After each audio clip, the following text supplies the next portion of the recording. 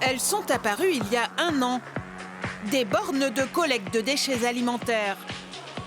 Une centaine de bacs déployés dans 3 quartiers lillois, c'est un début. Un nouveau réflexe à acquérir après le verre et les plastiques. Pour Dominique, habitant de Oisem, c'est une habitude ancienne. Ce n'est pas encore le cas de ses voisins.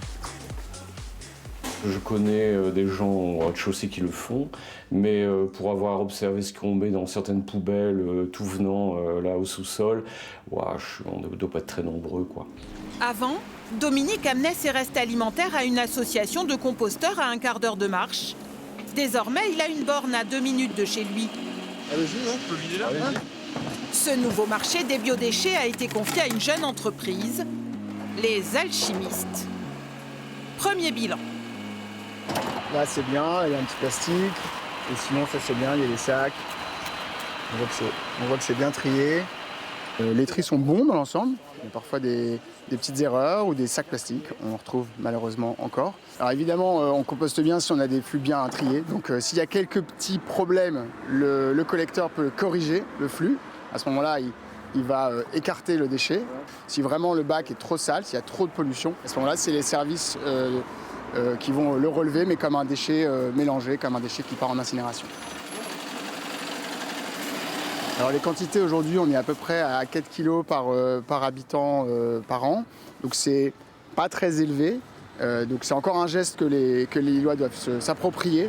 4 kilos par habitant, c'est 2 fois moins que dans la métropole lyonnaise. Et 3 fois moins qu'à Strasbourg, les champions. Dans ces villes, le déploiement de bornes a été plus précoce et plus massif. Plus de 1300 bacs aujourd'hui dans la capitale alsacienne. 2600 dans le Grand Lyon. À Lille, le déploiement va se poursuivre.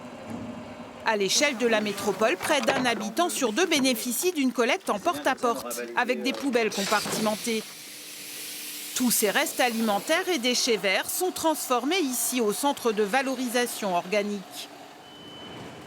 À partir du moment où votre épluchure rentre sur le site, elle passe à travers différents process, donc la méthanisation, le compostage. Ça peut être entre 6 et 8 semaines pour arriver à ce résultat final où la matière s'est dégradée en fait, à travers ce processus de compostage. 25 000 tonnes de compost pour les particuliers et les agriculteurs et du biogaz pendant le process. Il permet de chauffer 3000 foyers et de faire rouler le quart des bus lillois. Chacun a une possibilité de trouver une solution aujourd'hui.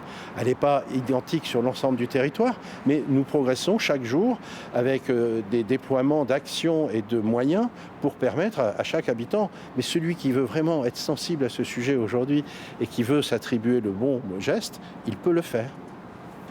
À ceux qui ont la chance d'avoir un jardin, la MEL distribue des kits de compostage. Déjà 15 000 depuis 2019. 8 000 de plus en 2025. Vincent a le sien depuis 1 an. Donc là, je rajoute simplement un peu de broyat qui vient de la taille du jardin pour pouvoir rééquilibrer en carbone le mélange. Et je remélange le tout pour que le mécanisme se mette en route. Voir qu'on réduit ses déchets, c'est étrange, mais on est content. On a l'impression de participer à quelque chose. Et puis, le fait de recycler, de réutiliser ce qu'il faut pour réalimenter le jardin, c'est chouette. Quid de ceux qui n'ont ni jardin, ni collecte à domicile, ni borne à biodéchets? Ils peuvent s'organiser ensemble pour monter un composteur collectif. La métropole fournit la logistique et les équipements.